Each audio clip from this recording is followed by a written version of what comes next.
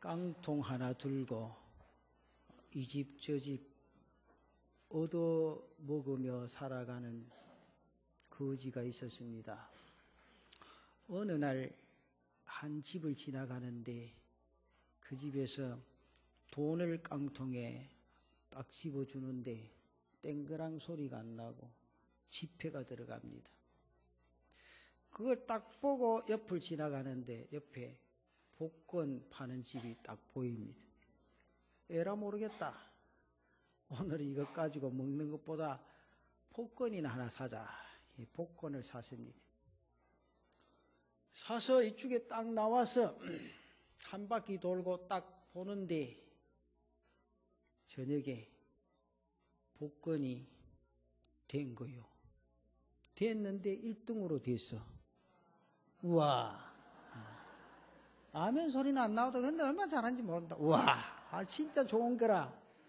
그래, 그놈의 깡통 안에다 복권 넣어가지고 신나게 기분 좋은 오늘 복권 찾는 그 자리로 가서 한 바퀴 도는데 가는 길에 강이 있습니다. 강 위에 도로를 간대. 옛날에 여러분들 그 보름날 이거 해보셨지? 아니. 아따 그런 건 잘하시네. 휙 돌리면서 기분이 좋아서 에라 이 자리 깡통 없어도 내가 이제 좋은 집 사고 자동차 사서 장가가고 행복하게 살아야 돼. 휙 던져버린 거예요. 그리고 집에 와서 이제 복권을 딱 넣어놔야 될 거 아니에요. 근데 주머니에 아무 찾아도 없어. 그 가만히 생각해볼게. 깡통 안에 복권 넣어놓고 집에 던집었던 거야. 복권은 깡통 속에 들었는데 그걸 모르고 깡통을 강물에 신나게 던져버린 겁니다. 사람들은 너무 기뻐하는 나머지 더 귀중한 것, 더 소중한 것을 잃어버리기가 쉽습니다.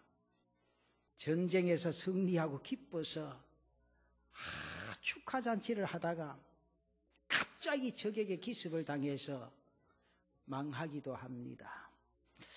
우리는 가짜 기쁨에 취해서 진짜 기쁨을 잃어버리기가 쉽습니다.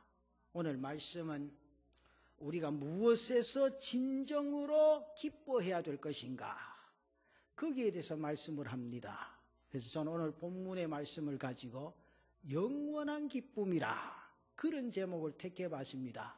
여러분 가슴 속에 이 영원한 기쁨이 날마다 충만하시기를 주의 이름으로 축원합니다. 첫째는 전도자들이 누려야 할 참 기쁨이 있다는 거지요. 예수님은 아주 평범한 70명의 사람을 뽑아서 전도를 하러 내보냅니다. 내보내면서 그들에게 능력을 주셨습니다. 이 사람들은 아직까지 한 번도 자신들의 손을 통하여 일어난 기적을 체험해 본 적이 없는 그런 사람들입니다.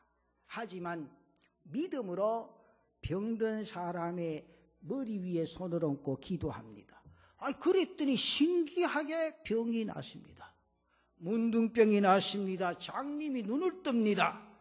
몸이 성하지 못한 사람들이 건강한 몸으로 회복이 되어졌습니다.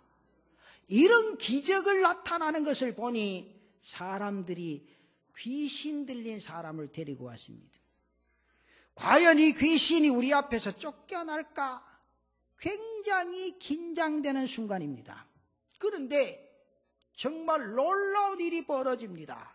귀신들이 쫓겨가는 놀라운 기적의 역사가 일어난 겁니다. 70명의 전도인들은 이 놀라운 현장을 경험하고 해가 질 때 예수님께서 나와서 일어난 놀라운 경험단을 보고합니다. 예수님의 말씀대로 우리가 기도했더니 병자들이 나았습니다. 그런데 병자들만 나은 것이 아니고 귀신 들린 사람도 고쳤습니다. 우리가 명령할 때 귀신이 나갔습니다. 놀라운 사실을 흥분해서 전하는 전도자들에게 예수님께서는 벌써 전도 현장에서 일어난 일들 다 하시고 계셨습니다.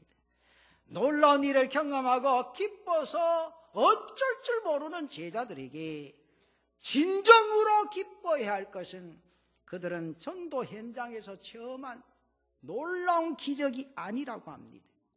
지금 경험한 일보다 더 흥분되고 놀라운 일이 있다는 것을 기억하라, 그렇게 말씀합니다.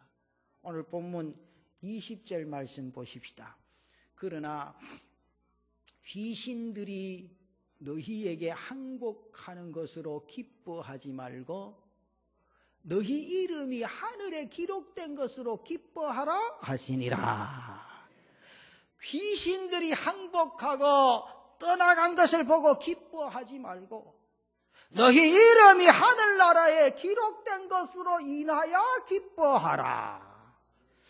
여러분, 지금 제자들은 무엇으로 기뻐하고 있습니까? 귀신이 쫓겨난 것으로 기뻐하고 있습니다. 기도할 때 기적이 일어난 사실들 보고 흥분해 있습니다. 그런데 그보다 더 중요한 것은 그 이름이 하늘에 기록되어진 사건임에도 불구하고 제자들은 더 중요한 일은 생각지도 못하고 눈에 보이는 기적이 일어난 것만으로 기뻐하고 있다는 사실입니다. 쉽게 말하면 작은 기쁨을 기뻐하다가 더 큰 기쁨을 잃어버리게 되는 모습입니다. 사랑하는 성도 여러분, 제자들이 정녕 잊지 말아야 할 기쁨이 있습니다.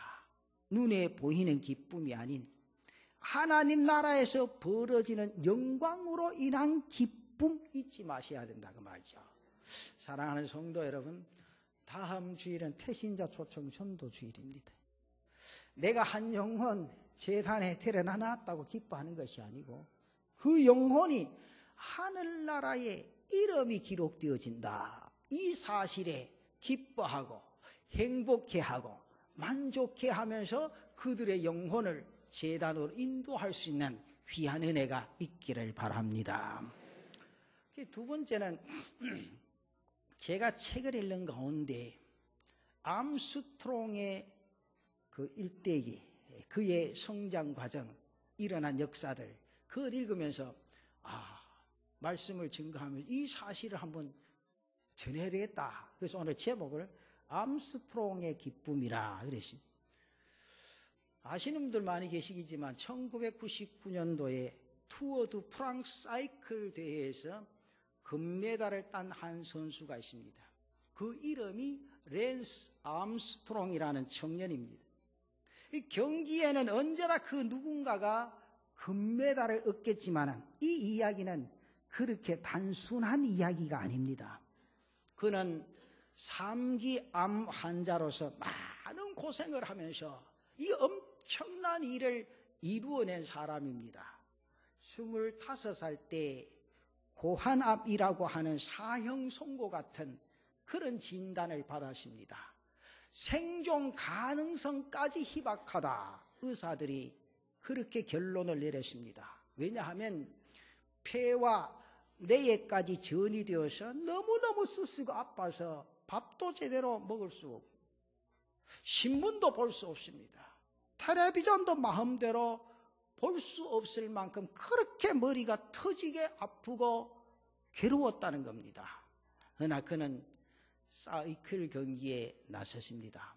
물론 실패를 했습니다. 어머니가 그에게 말을 하십니다. 네 아들아, 절대로 포기해서는 안 된다. 절대로 포기해서는 안 된다.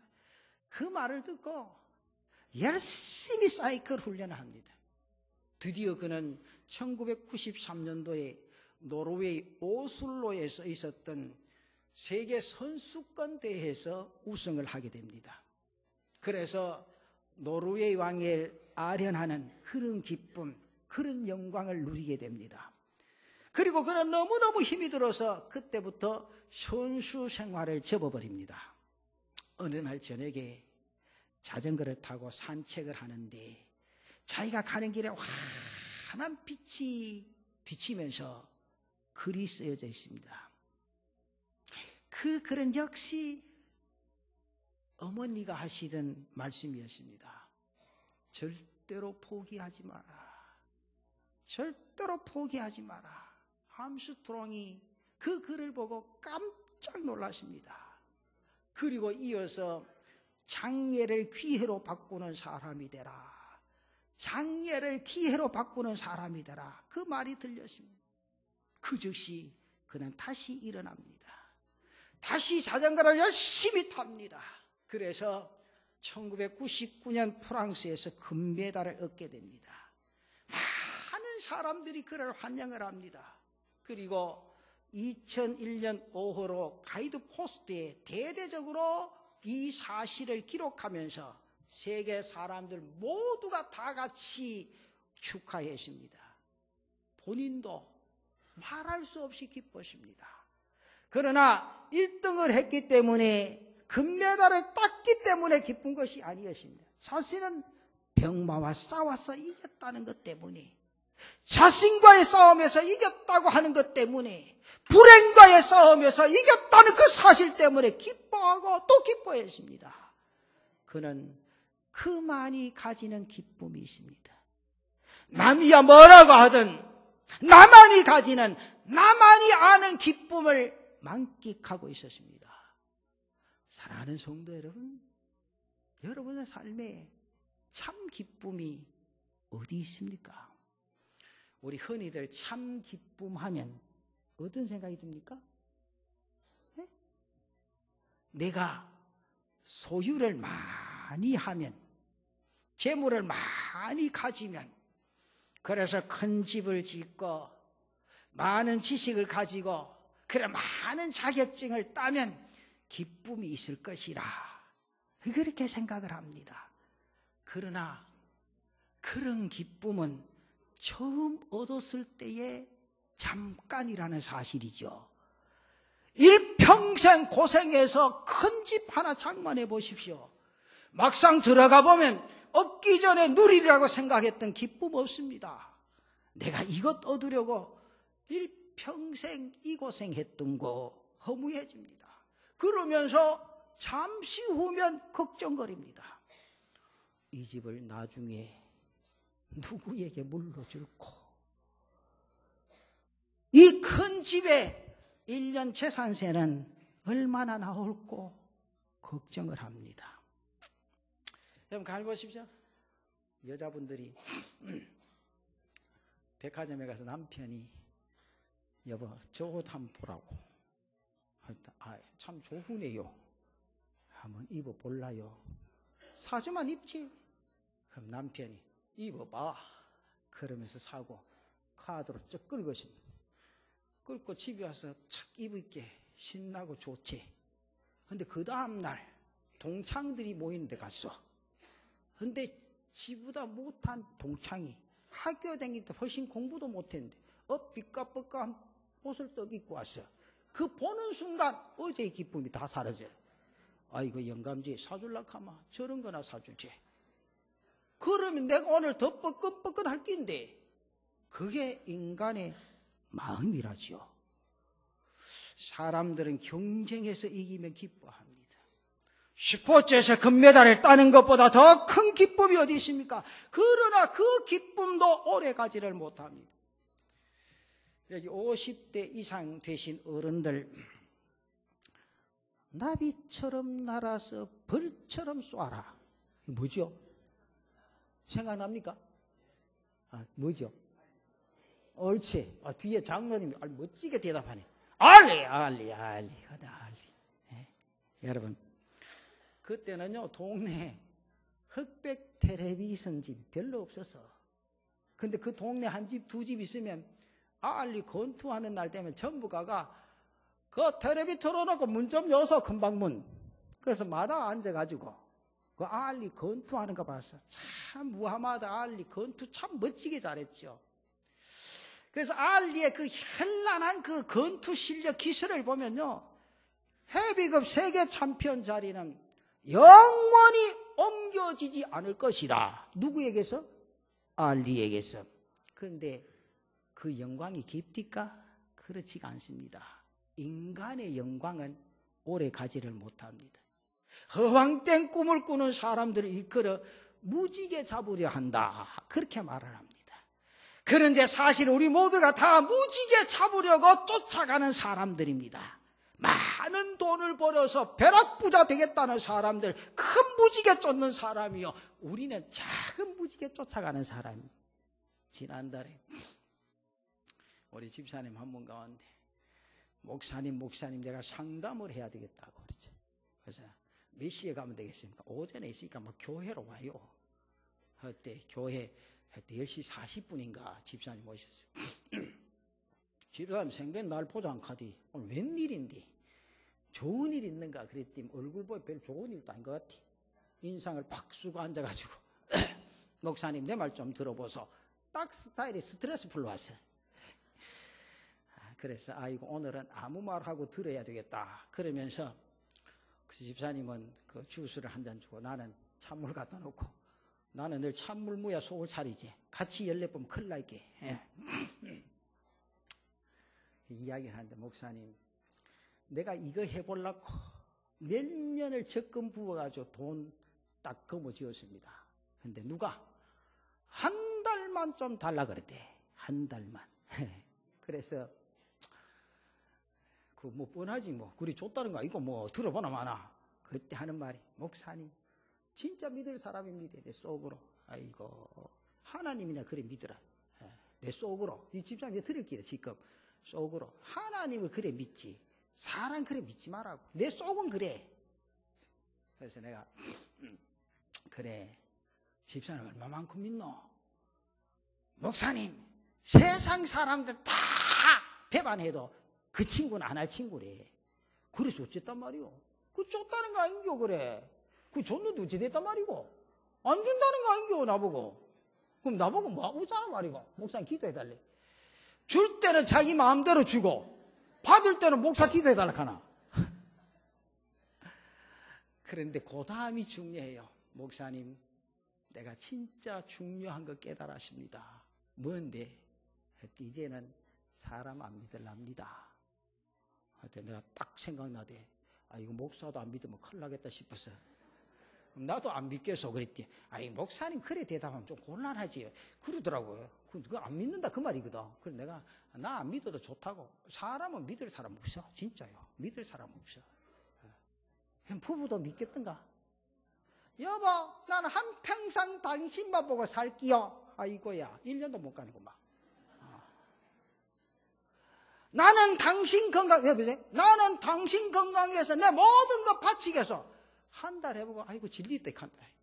그게 사람이에요. 근데 이제 이 집사님 나보고 하는 말이, 목사님, 진짜 사람은 믿을 게 뭔 때래요. 그러면서, 그 다음 딱 핵심적으로, 목사님, 그렇게 강단에서 주일 지키라 했는데, 내가 한 달에 한 번, 마이가만 2번, 그래, 교회 갔는데, 그래서 무언긴데, 이제 내가 깨달았습니다. 뭘 깨달았는겨?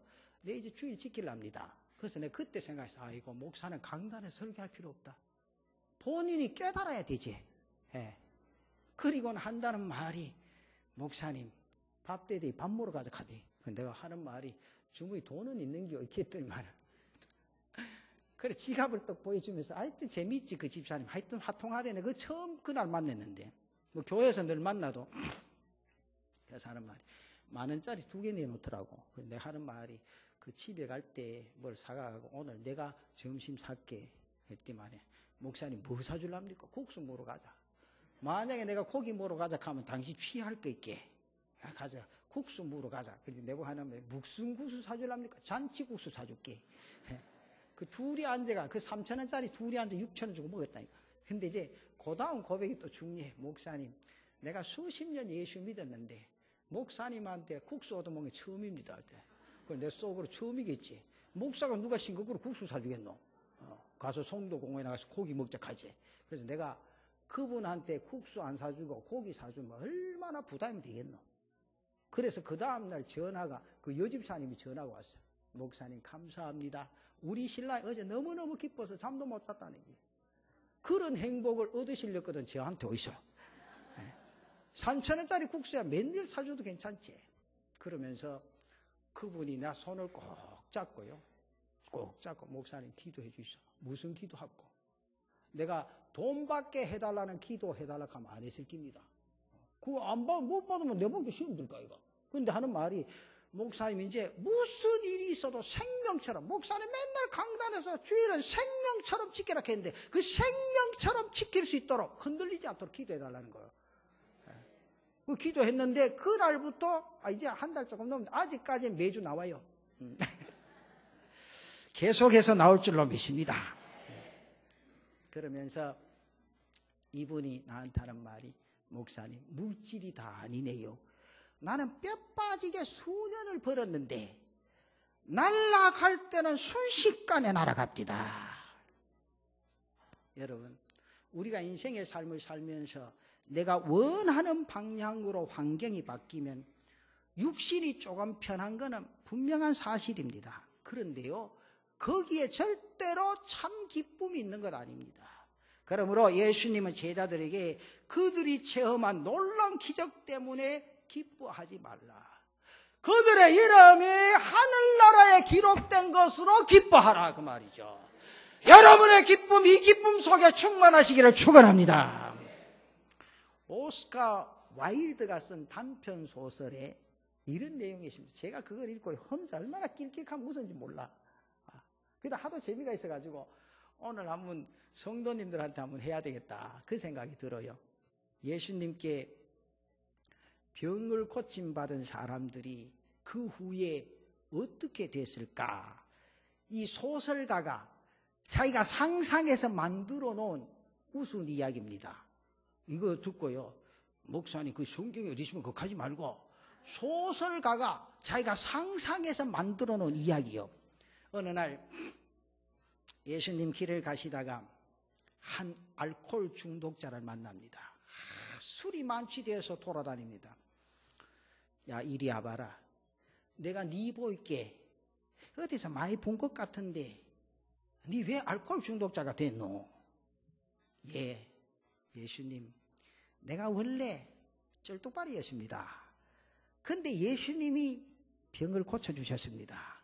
근데 절름발이 때는 내가 거지로 살았는데 하도 오랫동안 내가 거지 생활을 해서 세상에 건강하게 나가보니까 뭐 할 짓이 하나도 없습니다. 기술도 없고 배운 것도 없고 그 직업도 얻지 못하고 내가 그만 자포자기해서 알코올 중독자가 되었습니다. 근데 또 길을 가는데 어느 창녀를 만납니다. 야 너는 왜 창녀가 됐노? 그래 묻습니다. 그랬더니 예수님이 내게서 귀신을 쫓아내 주셨습니다. 그래서 내가 맑은 정신을 만들어 주셨습니다. 그랬더니 귀신 들렸던 사람이라고 내가 지나가면 아무도 거들떠 보질 않습니다. 먹고 살 길이 없습니다. 그래 창녀가 되었습니다. 근데 길을 가는데 조폭 한 사람 만납니다. 야, 니 왜 조폭됐노? 예, 예수님. 저는 원래 시각장애자였습니다. 주님께서 눈을 뜨게 해주셨습니다. 그건 좋았는데 내가 눈 감을 때는 몰랐는데 뜨고 보니 세상에 희한한 것들이 많습니다. 세상에 못 볼 게 많습니다. 그래서 화가 나서 조폭이 됐다는 거죠. 여러분 가능한 이야기 아닙니까? 가능한 이야기 아니에요. 여러분 우리 두 눈 멀쩡하게 뜨게 하고 사지 멀쩡한 사람은요 세상의 삶을 어떻게 살아야 될까 우리가 생각을 해봐야 된다니까요. 이게 하나님 주신 은혜고 축복 아니에요. 그럼 우리가 사람답게 살아야지. 예. 그러니까 모든 병을 다 고쳐줘놓을게 지 할 말에 다 있다는 거예요. 이게. 환경을 바꿔주는 것이 그 사람에게 행복과 기쁨을 보장하지를 못합니다. 인간이 무언가를 성취해서 얻는 기쁨은 한계가 있습니다. 인간이 이루어놓은 것은 반드시 부작용이 있습니다. 자기가 고생했으니까 자식들 고생시키지 않고 많은 재산을 남겨줍니다. 그 재산 때문에 아버지보다 더 불행하고 힘들게 사는 사람 수없이 많습니다. 요번에 표본적으로 하나 있어. 부산저축은행. 내가 그것 보고 내 혼자 울었다니까. 10년 파출부 해가지고 돈 1,500만 원이었는데 그거 홀라당 삼켰다는 거 아니에요. 그런데요 제가 가슴 아프게 느끼고 뼈저리게 생각한 건요. 그 아버지가 기자에게 한 말 있죠. 죄송합니다. 다 내 잘못입니다. 준비되지 못한 자식에게 왜 넘겨줬는가? 잠도 못 자고 후회합니다. 한탄합니다. 괴롭습니다. 답답습니다. 준비되지 못한 자식에게 왜 물려줬느냐 그 말이요. 그것이 큰 화를 불러냈다. 모두가 내 죄입니다. 그래서 내가 보고 와, 그 아버지는 된 사람. 아버지는 된 사람. 여러분 그 뭐 지고 자신과 자손들 위해서 쓰겠다 생각하지 말고 주를 위해 쓸 수 있는 믿음의 역사가 우리에게 있으시기를 바랍니다.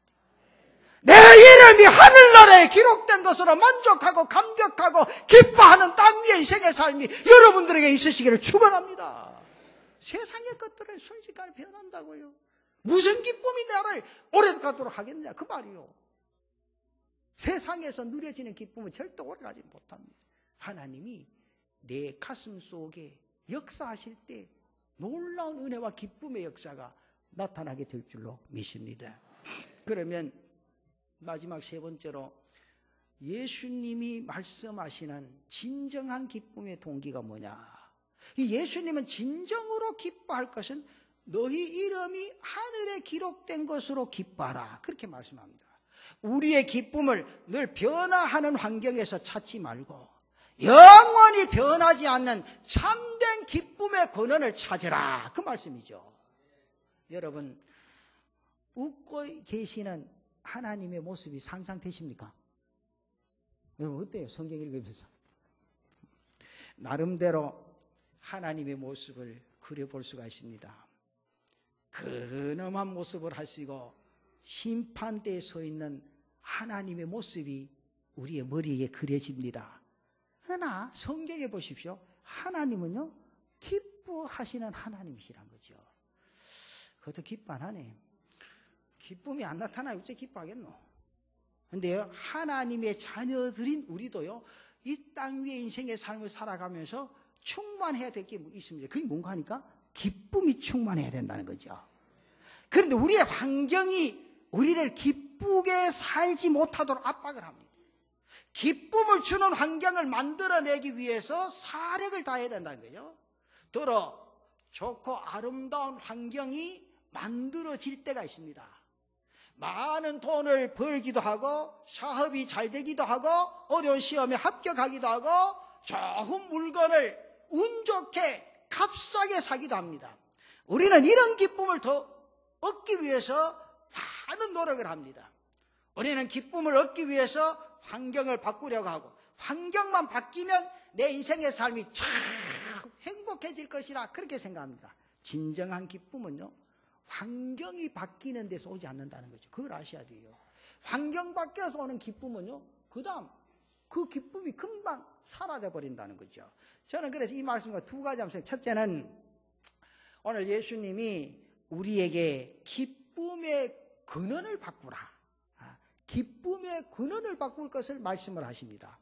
하나님의 일이 잘된 것 때문에 기뻐하라. 그렇게 말씀합니다. 우리는 보통요 하나님의 일을 하면서도 잘 들어보세요. 하나님의 일이 이루어졌기 때문에 기뻐한 것이 아니고 내 일이 성공했기 때문에 기뻐할 때가 많죠. 그런 생각 안 듭니까? 전도를 해서 교회에 오게 되면 한 영혼이 구원받는 것 때문에 기뻐하기보다는 숫자 하나 더 늘어나고 내가 한 사람 전도했다는 성취감 때문에 기뻐할 때가 많으세요. 여러분 큰 교회를 짓고 많은 사람들이 모이는 교회를 세워놓고 정말 하나님의 일이 잘 됐기 때문에 기뻐하는 것이 아니라 자기 성취감 때문에 기뻐할 때가 없느냐 그 말이에요. 하나님의 일이 잘 되기 때문에 기뻐하면 여러분 그 기쁨은 절대로 변하지 않습니다. 그런데 나는 실패해도 하나님은 나의 실패를 통하여 성공하시기 때문에 하나님의 일을 통해서는 절대로 슬퍼할 필요가 없다는 거죠. 그 기쁨이 내 가슴 속에 진정한 기쁨으로 스며든다는 겁니다. 여러분 예수님의 어머니 마리아는요 예수님을 잉태했을 때 어떻게 했습니까? 기뻐했습니까? 슬퍼했습니까? 예? 목사님 그런 거 성경에 있습니까? 이렇게 하지 말고. 예, 굉장히 기뻐했습니다. 그러나 인간적으로 생각하면 기뻐할 일입니까? 슬퍼할 일입니까? 그렇죠. 인간적으로 보면 결코 기뻐할 일이 아닙니다. 시므온 선지자는 예수님의 어머니가 앞으로 칼로 가슴을 찌르는 아픔을 겪을 것이라. 누가복음 2장 35절 보세요. 네, 여기 보세요. 또 칼이 내 마음을 찌르듯 하리니 이는 여러 사람의 마음을 생각을 드러내려 함이니라 하더라 그랬습니다. 아들로 인한 큰 아픔이 있을 것이라 그렇게 예언을 했습니다. 그럼에도 불구하고 왜 기뻐했습니까? 그 아픔을 통하여 하나님의 일이 이루어졌기 때문인 줄 믿습니다. 전 인류의 구원이 이루어졌다는 사실, 그러므로 기뻐했다는 겁니다. 마리아는 자신에게 좋은 일이 있어서 기뻐한 것이 아니고 하나님의 뜻이 이루어졌기 때문에 기뻐했습니다. 내 성공 때문에 내가 무슨 업적을 쌓아서 기뻐하는 것은 절대로 오래가지를 못합니다. 그러나 하나님 나라의 일이 잘된 것 때문에 기뻐하는 사람들은 실패해도 기뻐하고, 아멘 좀 해보세요. 야, 참말로 인색해도 이런 거 인색하면 안 된다니까. 여러분 생각 다시 한 번 더. 오늘 해보고 안 되면 계속 할 기다. 배고파도. 하나님의 나라의 일이 잘된 것 때문에 기뻐하는 사람들은 실패해도 기뻐하고 성공해도 기뻐할 줄로 믿습니다. 처음에 일하면 얼마나 좋노. 나도 신도 나고. 왜 그랬습니까? 우리는 사나 죽으나 누구의 것이기 때문에? 주의 것입니다. 여러분 내 자신을 한번 살펴보십시다. 우리가 기뻐하지 못하는 이유가 어디 있습니까? 성공했느냐 실패했느냐는 기준으로 내 자신의 삶을 보기 때문입니다. 당신이 가난한 것이, 좋지 못한 직장에 다닌 것이, 삶이 고달픈 것이 하나님의 나라에는요 아무런 해도 끼치지 않습니다. 오히려 하나님의 나라를 세워가는데 큰 도움이 됩니다. 하나님의 일이 잘 되는 데서 기쁨을 찾는 사람들은 무슨 일을 당하든지 기뻐할 수 있다 그 말이죠. 내가 이 땅의 인생의 삶을 살아가면서 기뻐하지 못하는 이유는 나를 중심으로 내 일이 성공했는가 실패했는가 따지기 때문이라 그 말입니다. 사업이 실패하고 인생에 실패했는데 그 일 때문에 잃어버린 신앙을 되찾게 되고 내가 가슴속에 깨뜨리지 못한 교만이 깨어진다면 기뻐하고 감사해야 될 일 아니냐 그 말이에요. 그렇잖아요 여러분. 나의 삶에서 내 일은 실패했지만 하나님의 일은 성공했기 때문인 줄 믿습니다. 그 다음에 두 번째, 사람에게 가장 큰 기쁨이 뭐냐? 구원받은 기쁨이라는 거지요. 비행기를 타고 가다가 추락했는데 구사일생으로 혼자 살았습니다.